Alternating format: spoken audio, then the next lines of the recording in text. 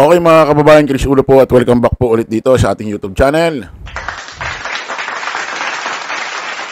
Pag-usapan ho natin mga kababayan, itong si VP Inday Sara Duterte alias Pusit Siminit.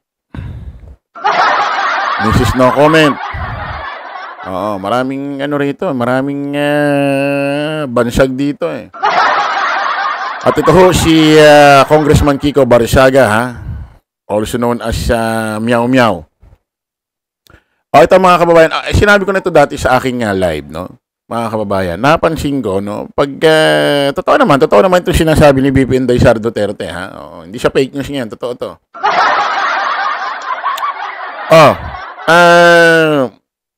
Sinabi ko na ito dati, nung nakaraan ho sa ating live. Napapansin ko, itong mga mainstream media, no? ABS-CBN, GMA, TV5, at iba't ibang mga kilala, na FB page dito sa Facebook. Pag ho gumagawa ho ng thumbnail, itong mga ito, pinipili ho nila yung mukha ni VP Inday Sara Duterte, yung parang wala sa ayos, yung kumbaga nasa alangan. Di ba? Di ba napansin niya, di ba ang YouTube, bago nyo i-play ang YouTube, meron mo ng thumbnail na picture yan eh. Di ba? Tapos may nakalagay na title kung anong nakasulat doon sa thumbnail. Tulad itong video to, bago nyo pinlay, bago nyo i-play pinlay itong video ito, may nakita kayong picture. Ang tawag ko dyan, thumbnail. Sinabi ko na ito dati. Napansin ko na pag nagta-thumbnail sila, pinipili nilang mukha, picture, screenshot. Excuse me. Ni VP Inday Sara Duterte. Wala sa ayos. Minsan nakaganyan. Diba, no? Wala sa ayos. Minsan meron pa nga dati yung nakaganyan siya, no? Ngayon ho mga kababayan, binasag na ho ni VP Inday Sara Duterte ang kanyang katahimikan about ho sa mga picture na ito. Kumbaga hindi na ho nakatiis, siguro napapansin niya, wala mo lang siya nakikita mga thumbnail na maayos ang kanyang muka. Vice President Sara Duterte, ang mga mamamahayag na magaganda larawan, Vice President Inday Sara Duterte, ang mga mamamahayag na magagandang larawan niya ang gamitin sa ginanap na press briefing ng Office of the Vice President ngayong Martes, October 14. Hirit pa niya magpapadala ang OVP ng kanyang magagandang larawan sa media. Bakit yung mga kalaban ko magaganda yung mga picture na ginagamit nila? Bakit tangit yung picture na ginagamit sa akin? Saan na yung mga taga-office of the Vice President? Padalahan nyo nga ito, sila mga magagandang picture ko para yun ang gamitin nila. Please lang, saad ni VP Sara. Napansin nyo ma'am, yung mga kalaban ko maganda yung photo tapos ako pangit yung photo. Ang katotohanan naman, mas maganda naman ako doon sa mga kalabang ko. Di mo na kailangan magpadala. Nasa screenshot lang yan eh. Kasi minsan, pag mahabang nagsasalita ho yung karakter o yung tao, pag in-stop mo bigla yan, minsan napupunta sa parting, ganun ba? Yun yung mga ini-screenshot. Baka akalain ng mga DDS, fake news ho itong binasa natin. Pakinggan natin to.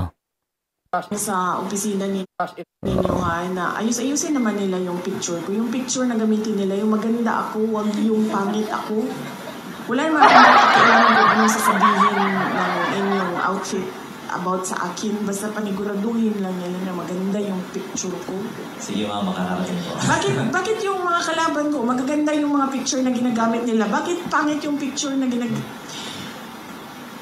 Sana yung mga tiga-office of justice. Padalhan na ito siya ng mga magagandang picture ko para yun ang gamitin nila. Please lang. Hindi ko, ma'am. Napansin mo yun, ma'am. Yung kalaban ko, maganda yung photo. Tapos ako, pangit yung photo. Ang katotohanan naman, mas maganda naman ako doon sa kalaban ko, ma'am. Ano sana? Sa opisina ninyo na... Hindi, siguro... Excuse me po.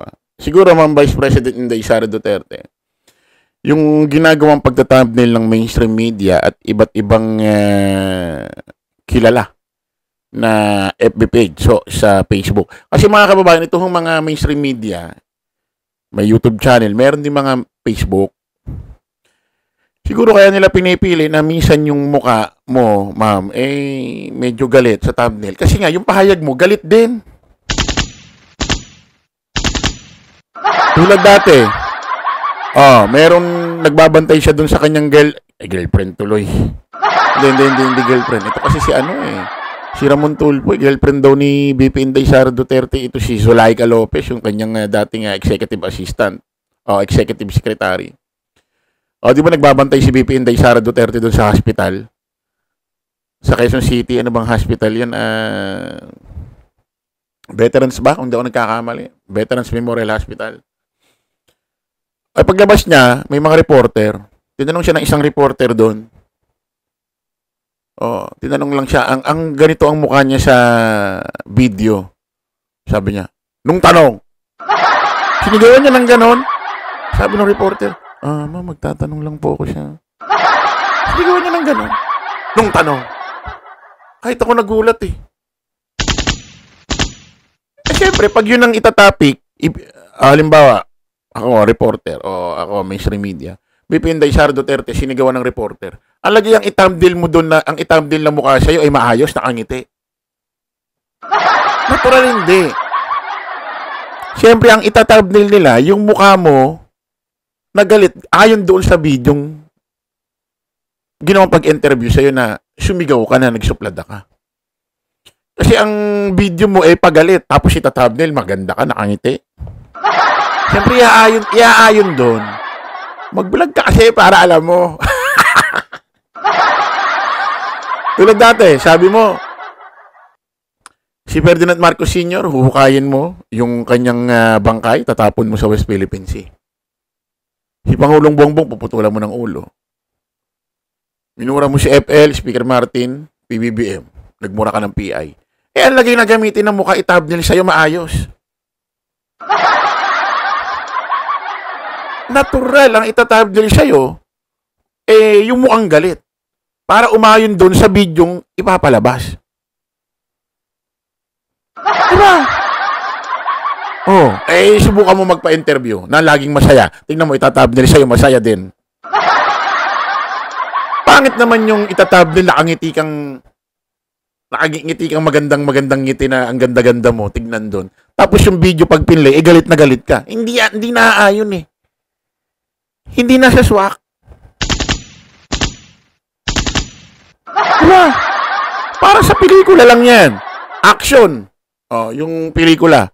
Alagay gumamit ng thumbnail na pang-comedy yung makikita mong picture. Natural pang-action din. Diba? Hindi mo natutunan ka. Diba? Lagi ka kasing galit. Lagi ka naka-sermon. Tapos lagi kang naninira sa administrasyon kay Pangulong Bongbong. Tapos nag-e-expect ka na maganda ang picture mo sa thumbnail mo. Diba? Natural, pag nag-fake news ka, gumawa ka ng paninira sa administrasyon kay Pangulong Bongbong, kailangan ang thumbnail mo, mukha ka rin fake news. Mukha ka rin naninira. Hindi talaga pwedeng masaya. Diba? Punta tayo ngayon dito mga kababayan kay Congressman Kiko Barsaga, also known as Meow Meow, na kung saan ay tinanong siya ng reporter kung ano ugnayan niya kay Kiko Barsaga at pakawalan niya ba ito? Pakinggan natin.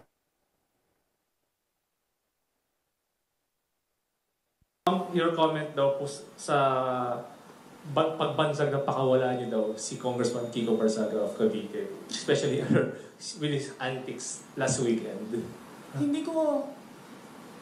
Okay, number one, kilala ko si Congressman Kiko Barsaga because of the campaign in Cavite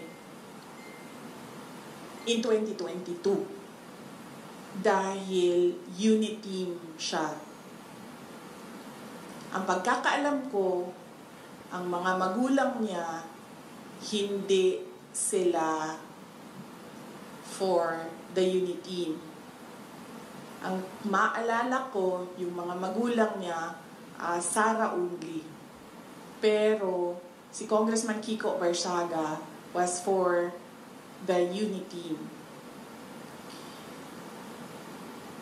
Hindi ko alam kung nagkausap man kami from that time na nagkita kami sa kampanya hanggang ngayon, kung meron man, pero ang huling maalala ko na nagkausap kami is doon sa rally ng Unity sa kanila, sa Dasmariñas, Cavite. Hindi ko pakawala si Kiko Barsaga. Sa tingin niyo ba, sa personality ni Congressman Kiko Barsaga, isa siyang tao na ma-handle ng kahit sino man? Diba? Nakikita niyo naman yung kanyang independence sa pag-iisip eh. Nakikita niyo din yung kanyang lakas ng loob. Nakikita niyo din yung prinsipyo niya. Ang example ko na lang dito ay, unang-una, yung mga magulang niya, hindi unity yun ha. Si Kiko Barsaga unity. Hindi yan nakikinig sa mga magulang niya, ibig sabihin. Diba? So bakit yan makikinig kay Sara Duterte?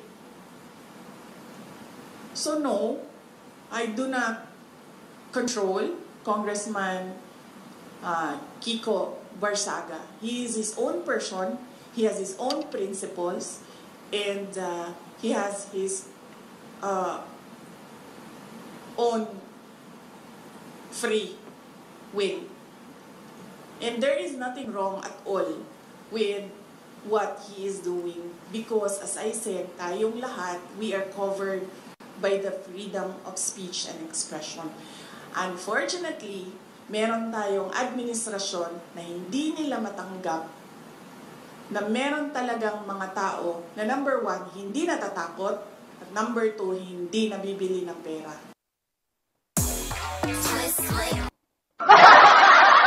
Okay mga kababayan ha, according kay VP Inday Sara Duterte, hindi niya ho pakawala itong si Congressman Kiko Meow Meow Barsaga.